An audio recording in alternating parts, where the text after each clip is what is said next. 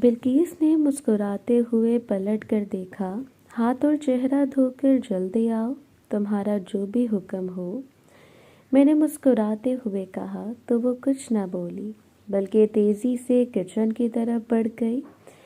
میں سمجھ سکتا تھا کہ وہ میری بات سن کر دوبارہ مسکرا دی ہوگی۔ در حقیقت جب وہ مسکراتی تھی تو اس کے دونوں گالوں پر ہلکے ہلکے ڈمپل پڑ جاتے تھے، جس سے اس کی مسکراہٹ مزید خوبصورت لگتی تھی۔ کھانا کھانے کے دوران میں نے بلقیس کو پیار سے دیکھا تو وہ بے چین ہونے لگی۔ جب میری نظر اس کے چہرے سے نہ ہٹی تو بولی، چھوٹے ملک، ایسے کیوں دیکھ رہے ہو؟ اگر تم سچ سننا چاہتی ہو تو سن لو۔ میں نے گہرا سانس لیا اور کہا، تم ایسی لڑکی ہو جس نے میری فطرت بدل دی ہے۔ مجھے آج تک یہ سمجھ نہیں آئی کہ یہ کیسے ہوا، لیکن میں یہ ضرور سمجھ گیا ہوں کہ یہ صرف تمہاری وجہ سے ہوا ہے، اور یقین جانو مجھے اپنی فطرت بدلنے کا کوئی افسوس نہیں ہے، بلکہ مجھے ایک الگ قسم کا احساس ہونے لگا ہے جس کی وجہ سے میں خوش بھی ہوں۔ اس لیے میں چاہتا ہوں کہ وہ لڑکی جس نے میری فطرت کو بدل دیا، اسے دل میں رکھنا چاہیے۔ بلقیس میری بات سن کر حیرت سے میری طرف دیکھنے لگی۔ تاہم میں نے جو کچھ بھی کہا وہ سچ تھا۔ یقیناً ان 4 مہینوں میں میری طبیعت کسی حد تک بدل گئی تھی، ورنہ 4 مہینے پہلے میں نے 1 گھنٹے تک کسی کے بارے میں ایسا نہیں سوچا تھا۔ 4 مہینے پہلے بھی میں ایسا ہی ایک شخص تھا بلقیس۔ اسے کچھ نہ کہتا دیکھ کر میں نے کہا، اس طرح کسی کی پرواہ نہیں کرتا تھا، لیکن یہ کہنا بہتر ہوگا کہ میں اپنی خوشی کے لیے جب چاہتا کسی کے ساتھ غلط کر دیتا تھا، لیکن جب سے میں یہاں آیا اور اس گھر میں شامل ہوا، میری فطرت بدل گئی ہے، اور میری فطرت کو بدلنے میں سب سے بڑا حصہ تمہارا ہے، لیکن میں نے ایسا کچھ نہیں کیا۔ بلقیس نے بڑی معصومیت سے کہا، کبھی کبھی ایسا بھی ہوتا ہے بلقیس، بہت کچھ ہوتا ہے، تب بھی جب کوئی کچھ نہیں کرتا۔ میں نے کہا، تمہیں لگتا ہے کہ تم نے کچھ نہیں کیا، اور یہ واقعی سچ ہے، لیکن ایک حقیقت یہ بھی ہے کہ تمہارے کچھ نہ کرنے کی وجہ سے میری فطرت بدل گئی ہے۔ تمہاری سادگی اور تمہارے کردار نے مجھے بدل دیا ہے۔ تمہیں دیکھا تو میرے ذہن میں بس یہی خیال تھا کہ ایک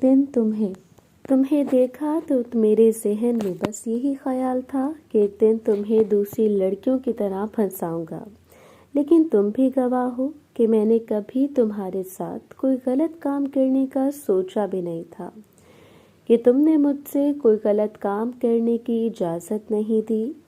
میں نے اس کے بارے میں بہت سوچا، اور پھر مجھے احساس ہوا کہ ایسا کیوں ہوا۔ اچھا چھوڑو، میں خوش ہوں کہ تم نے میری فطرت بدل دی ہے۔ مجھے بھی خوشی ہے کہ تمہاری وجہ سے میں نے دوسری چیزوں کے بارے میں سوچنا شروع کر دیا ہے۔ میری نظروں میں آپ کا مقام بلقیس بہت بڑا ہے، اور اس لیے میں چاہتا ہوں کہ آپ میرا نام لیں۔ کیا آپ کچھ اور چاہیں گے؟ بلقیس نے مجھے جواب دیے بغیر پوچھا، کیا میں آپ کے لیے اور کھانے کو کچھ لاؤں؟ یہ کافی ہے، میں نے کہا۔ ویسے آپ بھی میرے پاس بیٹھ کر کھانا کھا لیں تو مجھے خوشی ہوگی۔ میں تمہارے سامنے ہوں، بلقیس نے نظریں جھکا کر کہا۔ مجھے کھانا کھاتے ہوئے شرم آئے گی، اس لیے تم پہلے کھا لو، میں بعد میں کھاؤں گی۔ کھانا کھانے میں کیا شرم آتی ہے؟ میں نے حیرت سے کہا، میں بھی آپ کے سامنے کھانا کھا رہا ہوں، مجھے شرم نہیں آتی، لیکن اگر آپ میرے سامنے بیٹھی ہیں تو مجھے اچھا لگ رہا ہے۔ آپ کی بات الگ ہے، بلقیس نے شرماتے ہوئے کہا۔ تم لڑکے ہو اور میں لڑکی، اس سے کوئی فرق نہیں پڑا۔ میں نے مسکراتے ہوئے کہا، تمہیں مجھ سے اتنا شرمانے کی ضرورت نہیں ہے۔ تمہیں جلدی جانا ہے، اس لیے میں تم سے کچھ نہیں کہوں گا، لیکن اگلی بار اگر تم اتنا شرمائی تو پھر سوچ لینا۔ کیا مطلب؟ بلقیس میری بات سن کر چونک گئی۔ ارے ڈرو مت، میں نے ہنستے ہوئے کہا، میں آپ کے ساتھ کچھ غلط نہیں کروں گا، لیکن میں آپ کی شکایت کاکی سے کروں گا۔ کیا آپ مجھ سے بہت شرماتی ہیں؟ میری بات سن کر بلقیس مسکراتی رہ گئی۔ خیر میں نے کھانا ختم کیا اور پلیٹ میں ہی ہاتھ منہ دھو کر اٹھ گیا۔ میرے اٹھنے کے بعد بلقیس نے میری پلیٹ اٹھائی اور ایک طرف رکھ دی۔ میں جانتا تھا کہ جب تک میں یہاں ہوں بلقیس کی سانس اس کے حلق میں اٹکتی رہے گی، جو ایک فطری بات تھی۔ مجھے جگن چچا کو بھی شہر لے جانا تھا، اس لیے میں بلقیس کو بعد میں آنے کا کہہ کر گھر سے نکل گیا۔ میں نے آج بلقیس کے ساتھ بہت بات کی اور مجھے اس سے بات کرنا بھی اچھا لگا۔ سورج غروب ہو چکا تھا اور شام کی دھندلاہٹ ڈھلنے لگی تھی۔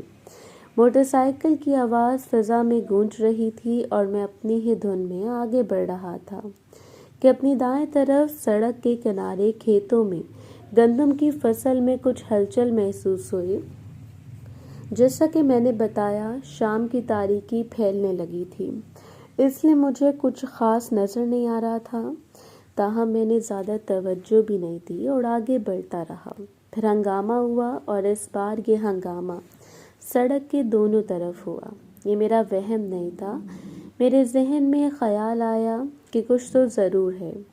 یہ سوچ کر میں نے موٹر سائیکل کی رفتار بڑھا دی۔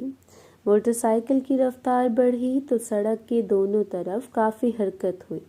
اس سے پہلے کہ میں کچھ سمجھ پاتا، ایک موٹی رسی بہت تیزی سے میرے سامنے آئی۔ آخری لمحے میں نے جلدی سے سر جھکا لیا کہ رسی میرے بالوں کو چھو کر پیچھے رہ گئی۔ ایک لمحے کے لیے تو میری روح بھی کانپ گئی کہ یہ اچانک کیا ہو گیا ہے۔ صاف ظاہر تھا کہ سڑک کے دونوں طرف کوئی تھا جس نے ہاتھ میں ایک موٹی رسی پکڑی ہوئی تھی، اور جیسے میں اس رسی کی گرفت میں آیا دونوں طرف سے رسی اٹھا لے گئے۔ یہ میری خوش قسمتی تھی کہ میں نے عین وقت پر وہ رسی دیکھی تھی اور میں نے آخری وقت میں بہت تیزی سے سر جھکا لیا تھا، ورنہ میں اس رسی میں پھنس کر موٹر سائیکل سے ضرور نیچے گر جاتا۔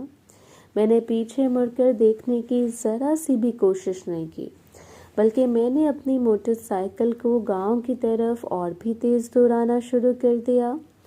میں اتنا سمجھ چکا تھا کہ گاؤں سے دور اس ویران جگہ پر کوئی پہلے سے میرے آنے کا انتظار کر رہا تھا۔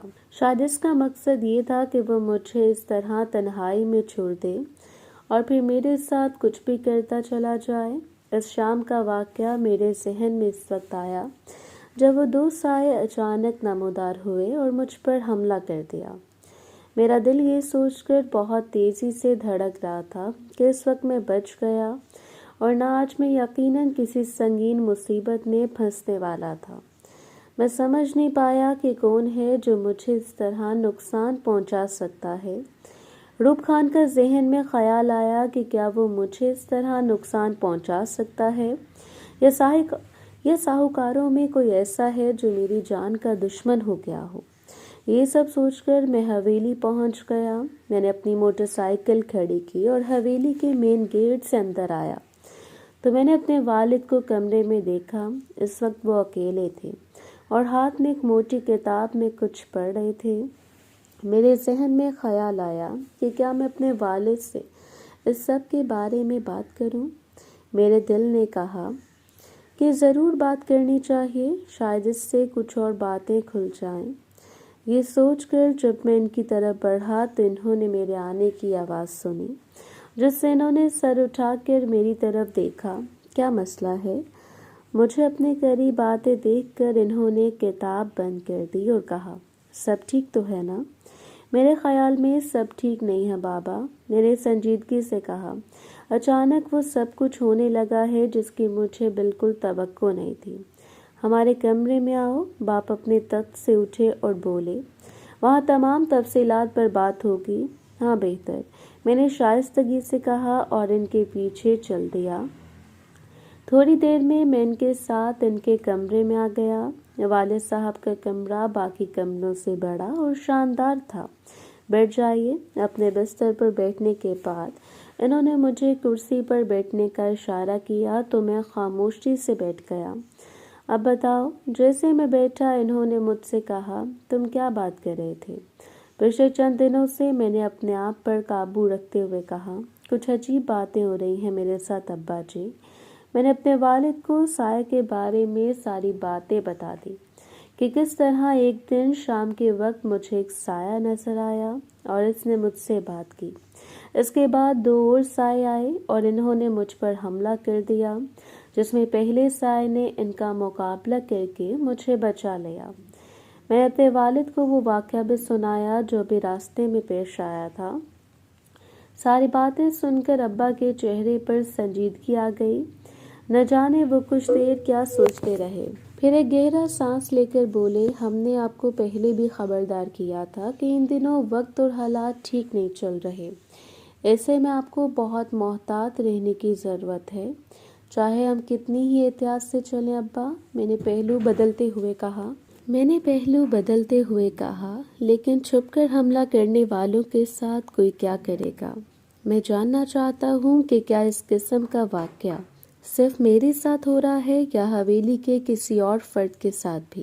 اگر یہ صرف میرے ساتھ ہو رہا ہے تو ظاہر ہے کہ جو یہ کر رہا ہے یا کروا رہا ہے وہ مجھے ہی اپنا دشمن سمجھتا ہے۔ ایسا واقعہ ابھی آپ کے ساتھ ہو رہا ہے؟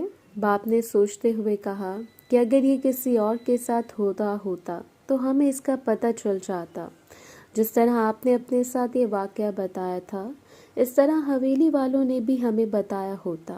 ہمیں شروع سے یہ احساس تھا کہ جو بھی ایسا کر رہا ہے وہ آپ کو پہلے اپنا پیادہ بنائے گا، اسی لیے ہم نے آپ کی حفاظت کے لیے خفیہ طور پر ایک آدمی مقرر کر دیا تھا، آپ کے آس پاس رہتا ہے اور آپ کی حفاظت کے لیے ہم نے پہلے کوئی بات نہیں کی، سوائے اس کے کہ آپ کے بارے میں کوئی نہیں جانتا۔ آپ اس سے بات نہیں کریں گے اور نہ ہی کسی سے اس کا ذکر کریں گے۔ محترم ناظرین اور سامعین، اس کہانی کا باقی حصہ اگلی آنے والی ویڈیوز میں پیش کیا جائے گا۔ اگر آپ کو ویڈیو اچھی لگی تو ویڈیو کو لائک اور ہمارے چینل کو سبسکرائب ضرور کریں۔ شکریہ۔